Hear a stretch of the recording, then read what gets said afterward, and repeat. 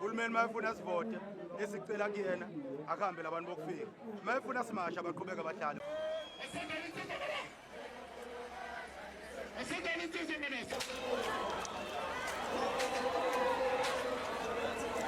Asilwi nabo. Akusikhona ukuthi abafowethu siyabazona. Siyabathanda. Sebebonile ukuthi izwe lilwela kanjani. Abafunde kuthina. Bese beyabuyela ekhaya bahambe bayoko apply lokhu thina la eSouth Africa sibafundise khona.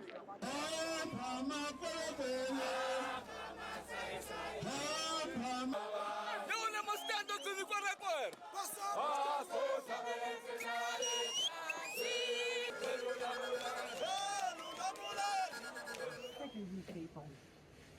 Sick of you people. I'll stay out here as long as you are. Sister. Sister. I probably don't have to tell you that the woman who recorded this is a black woman. I'm guessing the you people and the sister pointed out, and she gets worse from there. Charlotte, North Carolina, the woman who recorded this was out making sure that people are registered to vote. That's it. And she says this interaction started when she asked this woman, "Are you registered to vote?" Which I point out because early on in the video, you'll hear her claim she doesn't want to sign up white people. So just watch this and I'll be back. White people, you want to sign up for voter registration? I'm already registered. Oh, she's registered. Hey. Don't bring me into your mess. Oh, Do not bother me. not. Don't Or bring me. me into your mess. And Or do not me. talk to me about white and black people. Yeah. You do not know me from a can of paint. Leave me don't. be. I don't. Come on, baby. She's registering I don't care people what you that are just minorities. Hi there, are you all set with voter Just registration? minorities. We don't live here. Okay, have a great day. Hi there, are you registered to vote? Oh, because they're Chinese looking? Yep, got you, girl. Got you, girl. We are sick of you people. Sick of you people. I'll stay out here as long as you are. Sister. Sister. Why don't you ask him? Hi sir, are you registered to vote? How long have they paid you to be here for? Because I mean, I'm sure you don't have a job. You're getting paid to be here, right? From a non. Hi there, how we doing? Organization. Are you all set with voter registration? So what are they paying you to be here? Because you probably don't have a real job, do you? Go USA.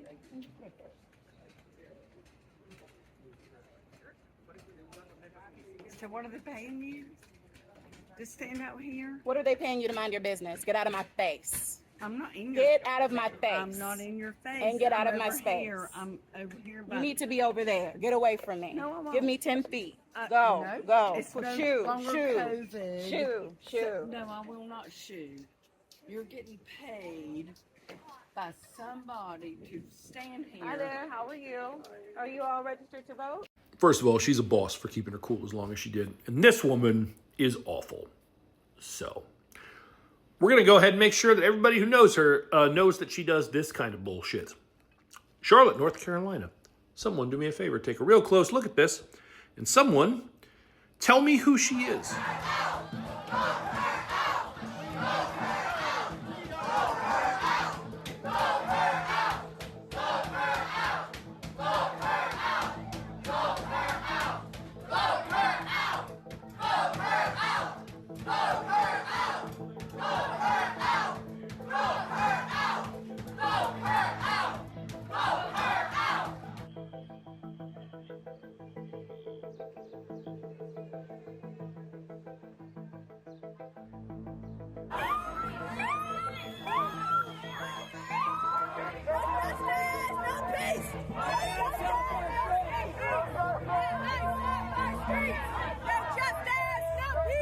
Frantic moments earlier just outside the U.S. Capitol building. In fact, we're standing right next to the North Barricade where everything unfolded. This is where police say a man allegedly brought a handgun and was even asking officers for directions to the U.S. Supreme Court.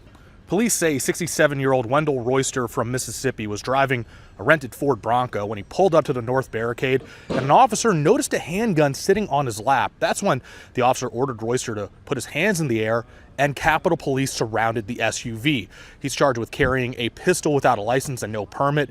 Police say he also had a dog chained inside the SUV. Officers gave that dog water until animal control arrived. As far as a motive, that's still under investigation. But Royster does not have a record with Capitol Police, and investigators do not believe this incident is connected to Congress or the Capitol building.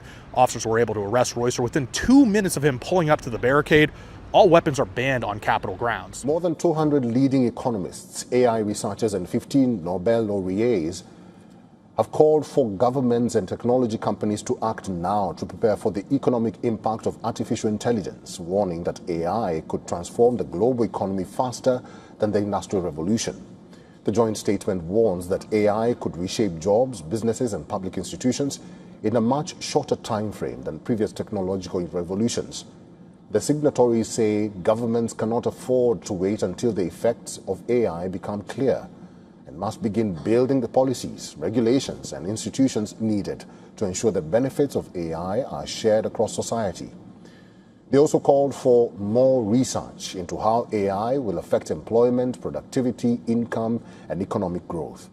The initiative was organized by economists, including University of Virginia professor Anton Korinek, alongside Eric Ajay Agrawal and Tom Cunningham.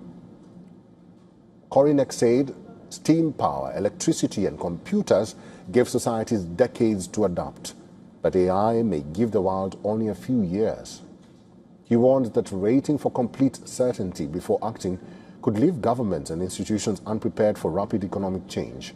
The statement has been signed by more than 200 experts, including 15 Nobel Prize winners.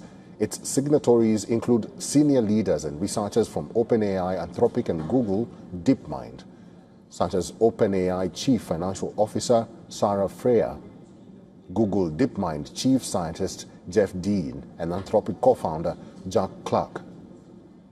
They say the world must begin preparing now to reduce the risk of large-scale job displacement while ensuring AI delivers broad economic benefits. On the 17th of June, the Memorandum of Understanding marked the end of the war in Iran, or at least we thought so. It also hoped to be the end of the global energy crisis. The trouble is, there's been a steady escalation of violence in the last few days. What does that mean for the peace process?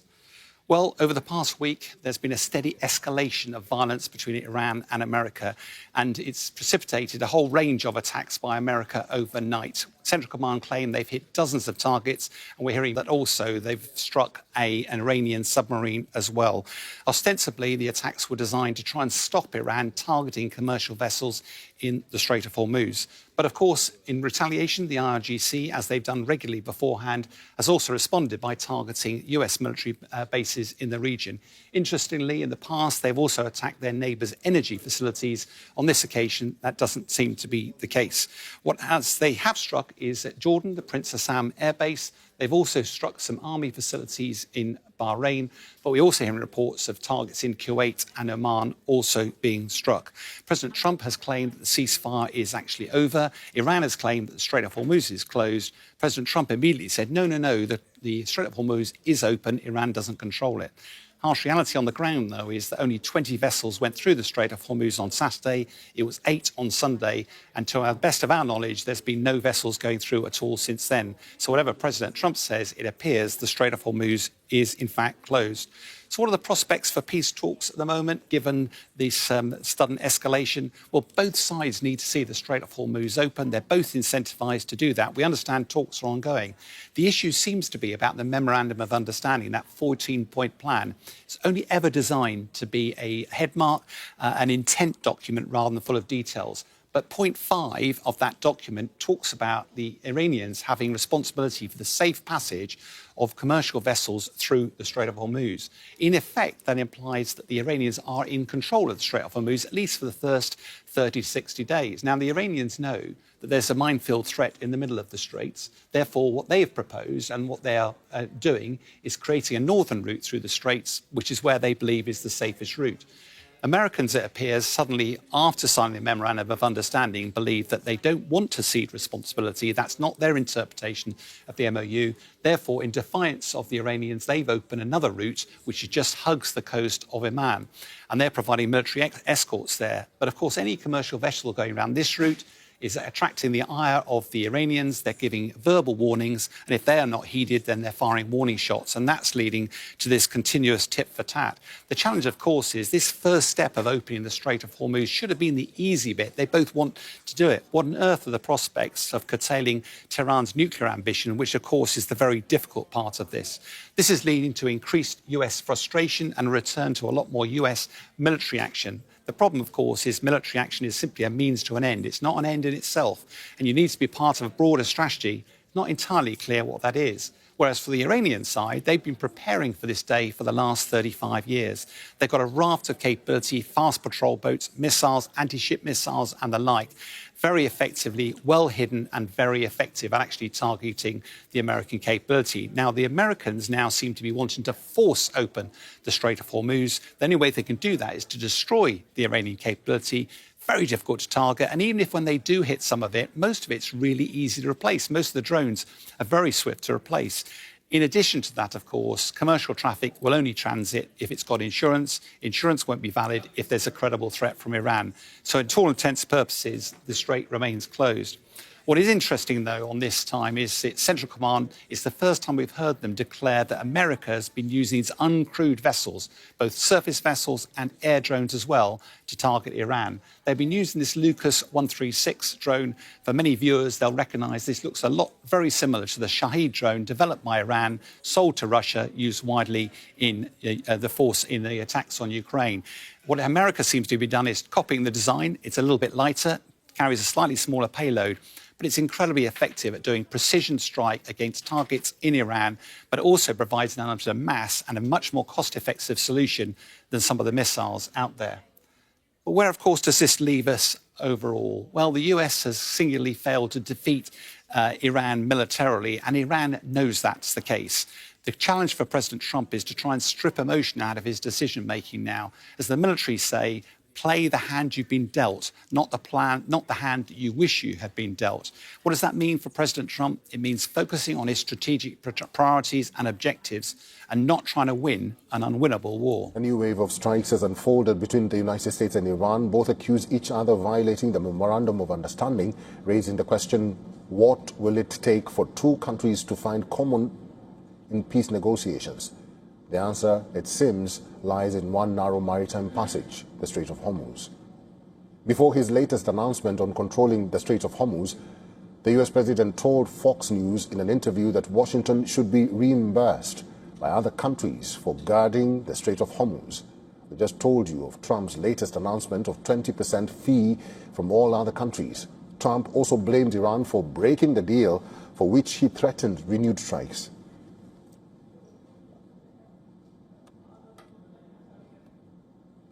Nobody knows. We had a deal. It was a done deal. And then they broke it. They always break it. We've had 10 deals with these people. And so we're just going to hit them very hard.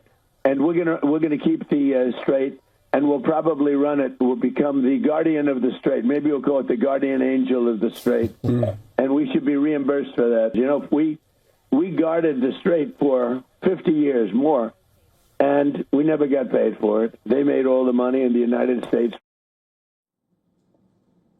Iran's military has issued a fresh warning to the U.S. against its intervention in the Strait of Hormuz. Iranian armed forces have threatened retaliation to anyone who allies with the U.S., threatening the disruption in the maritime passage could engulf all countries in the region. The U.S. launched attacks on the Iranian island of Keshem and other areas of the country, including Bandar Abbas and Abadan. 2 people were killed in the latest American strikes. Iran's IRGC, on its part, retaliated by targeting Bahrain, Oman and Kuwait. Iran also fired warning shots at 2 ships transiting by the Strait of Hormuz, effectively signaling the country's control of the maritime passage. Iran has been in talks for a joint control mechanism with Oman, but the country accuses the United States of being a hindrance in the process. In the past few days, traffic through the maritime passage has declined as uncertainty surrounds safe transit all over again. Many Iranians expect the latest escalation means that the war will start again, and control over the strait will be an important factor for both countries. The war will definitely start again. This time, I don't think they'll dare enter the cities because they didn't expect Iran to be this resilient. They thought we are like Afghanistan or Libya. It may not reach the cities, but it will start again in the Strait of Hormuz, and contrary to what they expected, we won't lose control of the strait this time. I think the tension will continue until the United States deploys ground forces, captures Karg Island, and achieves the objectives it wants. If it can also seize and reopen the strait, I think it will leave it at that. We earlier spoke to Dr. Farshid Bagherian, who is a political analyst at West Asia Studies Center, and this is what he told us. I agree with you. You're right, because this is escalation. But this escalation because the United States 2 days before refused that the aggression was made by the United States. Mr. Trump said itself, an aggression done by the Bahrain and Kuwait. What does it mean? It means that this time the war will be more lasted, and somebody, it's better to say somebody or some group, governmental or not governmental, is trying to devastate the war, and the war fire to all the spread it over all the region. That is mean. Iran is not only the supplier of oil to China. Saudi Arabia is the bigger than Iran and the biggest in the region. Look at the Sana'a airport is bombed by the Saudi Arabia. Look at the Bab el-Mandab Strait again. This is not only the Strait of Hormuz war. I'm telling you. I've said now to Congress that we are back at war. How long do you expect this to take? And what's the legal basis? Take what? The war. Well, I think it's going very fast. We've demolished their military. We're hitting them very hard. We had a deal yesterday or the day before yesterday. It was all done. And then they broke up that deal immediately because they found out there was something in the deal they didn't like. And they're wired differently, and we're not going to put up with it. We are just going forward. We're attacking them tonight. We're taking out all of their capability for anything having to do with the Strait, with the Hormuz Strait.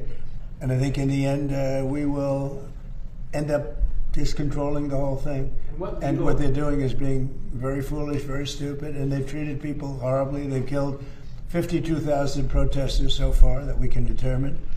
It might be more than that, but 52,000 protesters have been killed.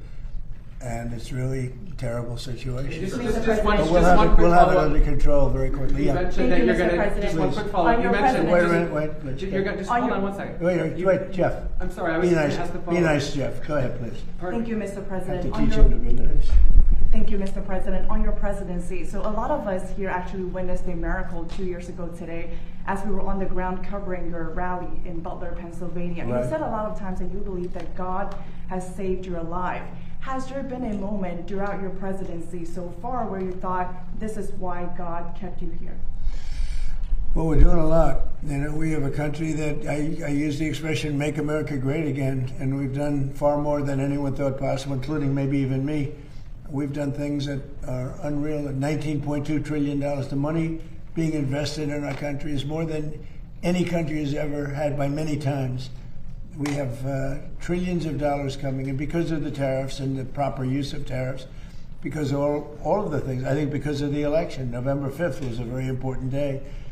When you look at the military, we have the strongest military in the world. We rebuilt it largely during my first term, and we have recruitment now. We're setting records in recruitment. We had, if you go back to the campaign when I used to talk about it, the last administration, they couldn't recruit soldiers. We needed soldiers in every single branch of our military, and that included police and firemen. Nobody wanted to do anything having to do with the uniform in this country because they weren't proud of the country. And now the people are very, very proud to be an American.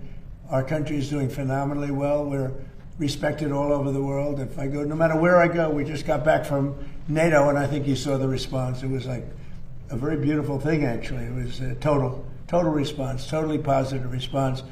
No matter where we go, we're respected again, maybe respected more than ever before. So I appreciate the question, but that's pretty much it. Iran's hit list may be out. A conservative newspaper in Iran has published a list of people to be targeted as revenge for the killing of Supreme Leader Ali Khamenei. U.S. Israeli strikes killed the late Ayatollah on the 28th of February, the first day of the West Asia War. In his first message since his father's funeral last week, Iran's Supreme Leader Mojtaba Khamenei warned those who he referred to as criminals, saying vengeance is the will of our nation and must inevitably be carried out. The Ham Shahri newspaper released an infographic online which featured photos of as many as 13 foreign leaders alongside Mojtaba Khamenei. The Supreme Leader, said Iran had compiled a list of individuals to be targeted, but did not offer the names, and there was no suggestion the newspaper's list was officially endorsed. The infographic included President Trump, Israeli Prime Minister Benjamin Netanyahu, British Prime Minister Keir Starmer. Also on the list are French President Emmanuel Macron, Italian Prime Minister Giorgia Meloni, and German Chancellor Friedrich Merz. Mojtaba Khamenei has not been seen in public since before the war and was reportedly wounded in the strikes that killed his father. This is Dabu 7. You're looking here at unclassified footage that CENTCOM has put out of a unmanned surface vessel that conducted a strike against a naval maintenance facility hosting submarines and other vessels inside of Iran. Trump announcing that the blockade is back on in terms of Hormuz and that they are going to be the ones in control of everything. But when you look at the traffic of everything going through, it doesn't look like anything is picked back up to anywhere close to what it used to be or needs to be to get back on schedule. This looks like the whole area is pretty much a ghost town because everyone knows bombs are flying. No one wants to get caught up in the middle of the war. You got missiles, drones, mines in the water left and right. And you can see from the footage I just showed you, the U.S. military is conducting operations all over the place. And this is far from over. Some are saying the scenes look apocalyptic from the strikes. They said they hit them harder than ever with these most recent strikes. It looks like they're definitely targeting key military facilities in the southern part of Iran. And Iran retaliating. And in doing so, they have destroyed the hangar and most of the stuff that's sitting on the tarmac in Jordan at one of our main places. So Kuwait, Qatar, Bahrain, Jordan, they're all taking shots to the face here from Iran, and they're taking them pretty hard here. This thing is far from over with no talks on the table. This is going to stretch into something that lasts all throughout the summer, and by the end of the summer, when it all catches up, it's going to be too late. There's going to be nothing no one can do about anything at that point. Again, prices manipulated here if you don't know. Trump keeping them that way, and when it all snaps back to reality, people got a rude awakening coming. Russia has flown one of its most secure airborne command aircraft straight into the heart of West Asia crisis, Tehran. The deployment comes as the U.S. and Iran are locked in a dangerous standoff. The U.S. is striking Iranian targets as Tehran vows strong retaliation amid escalating tensions of the Strait of Hormuz. The Russian Tu-214PU is no ordinary jet. It's a flying command post for the Kremlin designed to keep Russia's top leadership connected during military crises. The aircraft operated under the call sign RSD-420 reportedly flew over the Caspian Sea before arriving in Tehran, avoiding other regional airspace. Tu-214PU, a variant of the Tupolev Tu-214, is a specialized airborne command and control aircraft used by the Russian government. Sometimes it is referred to as Russia's doomsday plane. While it has a cruising speed of 850 kilometers per hour, its maximum range spans from 6,500 to 7,000 kilometers. Unlike a standard passenger or VIP aircraft, it features encrypted communication systems, satellite links, and anti-jamming technology. It enables secure communications even during electronic warfare or major military conflicts. The Tu-214PU is designed to function even in high-threat environments. It ensures continuity of command during emergencies. The aircraft aims to ensure the Kremlin can direct military operations even if ground command centers are compromised. The arrival of Russia's doomsday plane in Tehran is typically associated with high-level government or military missions rather than routine diplomatic travel. Experts say the aircraft would allow officials to hold sensitive meetings while reducing the risk of electronic interception. However, neither Russia nor Iran have publicly explained the purpose of the aircraft's deployment. There is no indication that the aircraft is involved in military operations. The timing is impossible to ignore. With US-Iran tensions escalating, Russia's decision to send one of its most secure command aircraft sends a powerful geopolitical message. It signals that Moscow is closely watching the crisis and is prepared to visibly stand alongside Tehran, even if there is no evidence that Russia is entering the conflict directly. Russia and Iran maintain a comprehensive strategic partnership treaty signed in 2025, which includes major agreements such as a $25 billion deal to build nuclear power reactors in southern Iran. In February last year, Iran and Russia launched joint naval drills in the Gulf of Oman and northern Indian Ocean amid a major U.S. military buildup in West Asia. The exercises aimed at boosting maritime cooperation and deterring unilateral actions came even as Washington deployed additional warships, fighter jets and aircraft carriers to the region. In June last year, Foreign Minister Abbas Araghchi flew to Moscow for crisis talks to coordinate defensive options following U.S. and Israeli bunker buster strikes on nuclear sites in Iran. Russia reportedly supplies Iran with advanced military hardware, including air defense systems, fighter and trainer jets.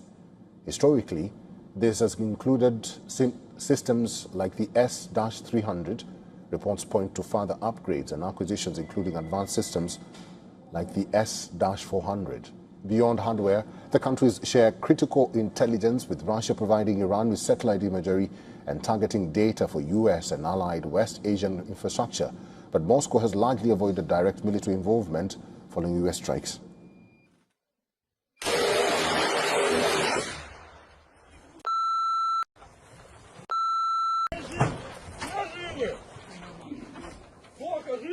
Тачка, чё? Тачка, тачка, тачка.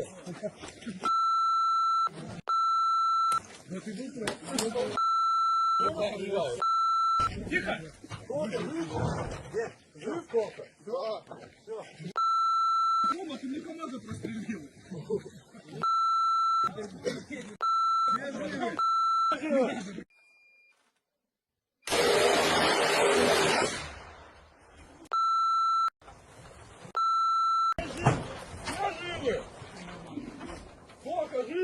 Тачка, чё? Тачка, тачка, тачка.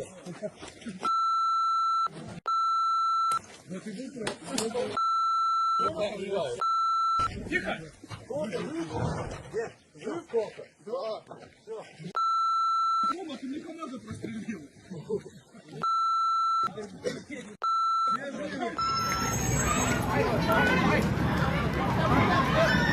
Ой!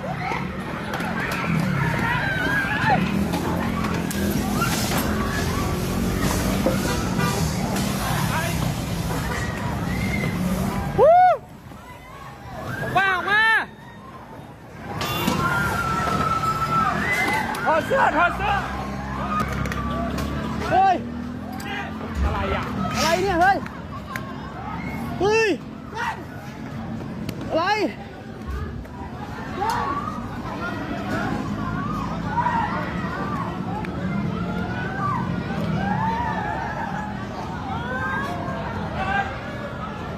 เฮ้ย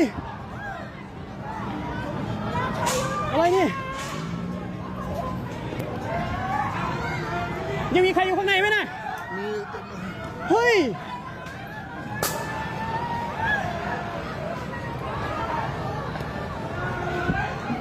อะไร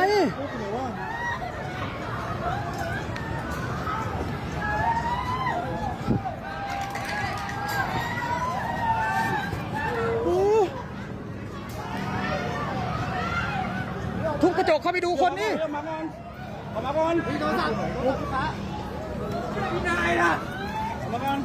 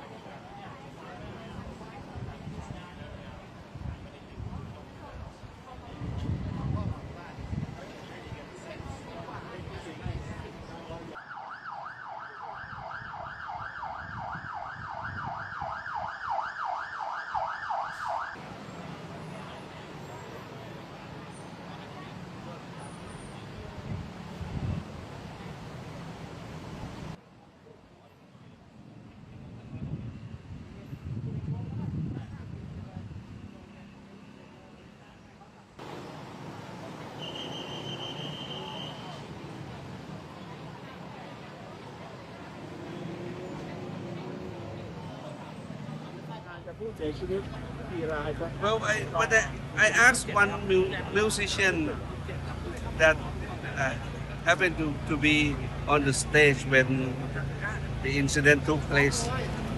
He said that there was a fire at the cutout switch, and after that things happened very quickly, and there was blasting, and everybody tried to flee themselves from the smokes and the flame. So many of them were not able to make their way out because they went to the back of the building, tried to hide themselves away from the smokes and flames in the toilet, and that's where we found most of the bodies. Right now, we have been able to bring the deceased bodies out. For there are already 27 bodies. The rest were sent to hospitals already, and we are still checking their condition.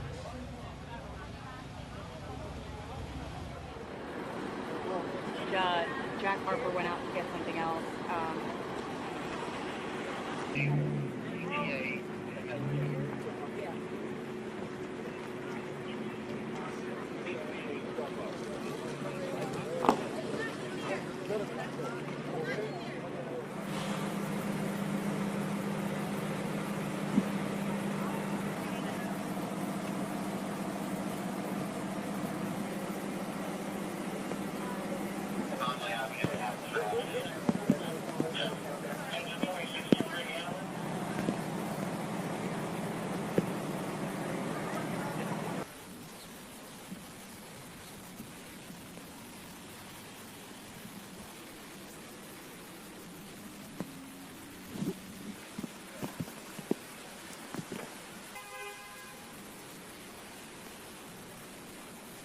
Get ready for another stretch of dangerous heat.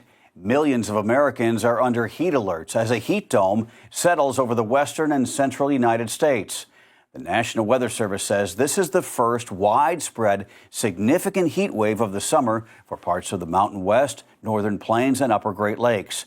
The hottest conditions are expected through Tuesday, with some communities forecast to reach 110 degrees or higher. Forecasters say those locations could see temperatures that are exceptionally rare for mid-July and may even set all-time record highs. For instance, International Falls, Minnesota, known for its bitter cold, could hit 100 for the first time since 1923. Health experts are also warning that last month's cooler than normal weather may have left many people less prepared for this kind of heat, increasing the risk of heat-related illness. They're urging people to limit time outdoors, stay in air-conditioned spaces when possible, and drink plenty of water. We have team coverage now on the extreme weather conditions that Carly was just telling you about. Eyewitness News reporter Monica Deanda has more on how you should prepare. Philip, good morning. Well, I can tell you, you will not need a sweater as you head out the door this morning. It feels muggy out here. And the other thing is this is probably the best time right now to get on out and go on that morning jog, take the pets out, because after that, it's only going to heat up. And as the week goes on, get ready because temperatures are only going to crank up even more. With the humidity sticking around all week, it'll be harder for your body to cool itself down. So be sure to drink plenty of water. Now, this heat comes as we saw several fires break out over the last few days. Over the weekend, fire crews battled 3 different blazes. In Riverside County, a small vegetation fire broke out yesterday in Juniper Springs. Firefighters put it out within hours. Then a 2-alarm fire burned 30 acres in Fairmont on Saturday before crews finally put that out. But the Summit Fire, burning on the border of LA and San Bernardino counties, is the largest and most active. It has burned nearly 2,700 acres since it broke out near Llano on Friday. Thankfully, though, all evacuation orders were lifted yesterday and containment is up to 31%. Fire crews, though, do see that today a problem could be active winds, but they have a pretty good handle on it, so not much to worry about there, hopefully. In terms of today, though, be sure to stick inside of the AC and then just start drinking plenty of water. check on the elderly, check on your pets, make sure you leave them with plenty of water as well. We want everyone to stay hydrated and safe as this summer heat wave continues.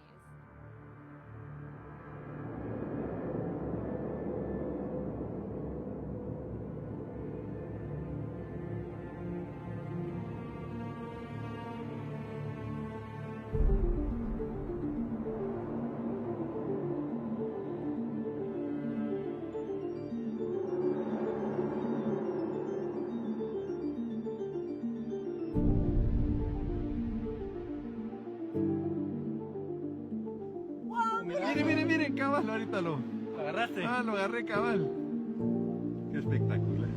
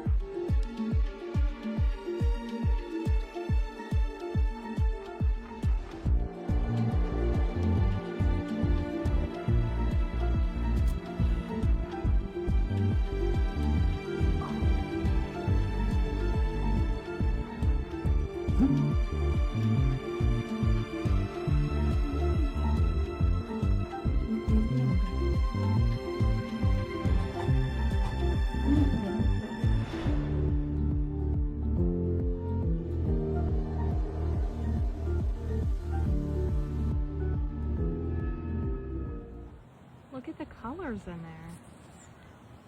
What? What is that? How pretty. It's so smooth. But like the colors in it, there's literally a rainbow in it. Look at that. Ah! Oh. My goodness.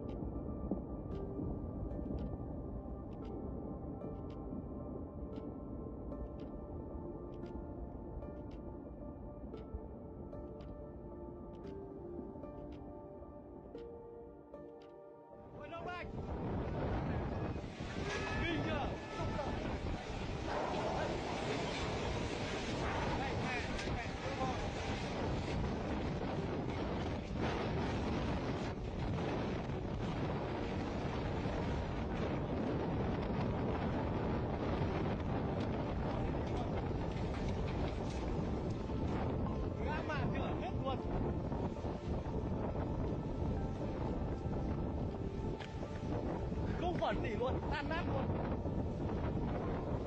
那一多的下不？来，那一下，慢着，ngoài đồng nhá.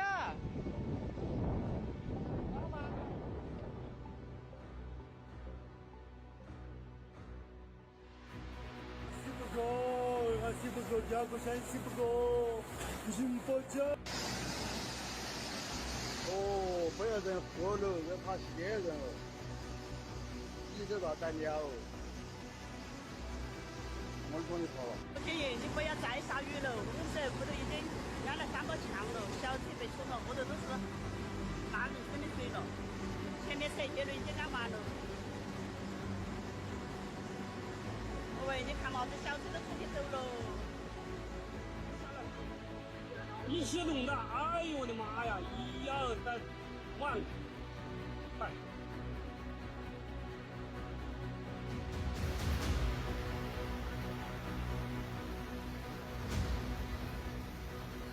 好漂亮。